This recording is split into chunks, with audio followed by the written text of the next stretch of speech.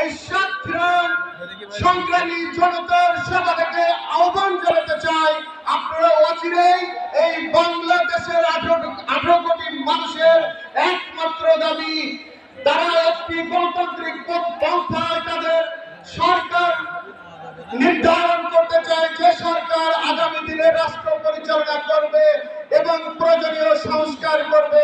আমাদের দেশ নায়ক তারেক রহমান ইতিমধ্যে 31 দফা ঘোষণা করেছেন।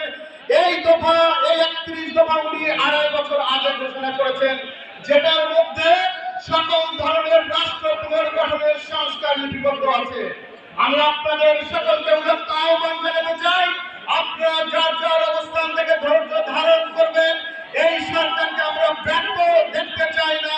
আমরা চাই এই সরকারের মধ্য দিয়ে একটি স্বচ্ছ নির্বাচনের মধ্য দিয়ে বাংলাদেশ জাতীয়তাবাদী দল এই বছরের মধ্যে এই দেশের জনতা বাংলাদেশ জাতীয়তাবাদী দলকে রাষ্ট্র পরিচালনার দায়িত্ব দিবে।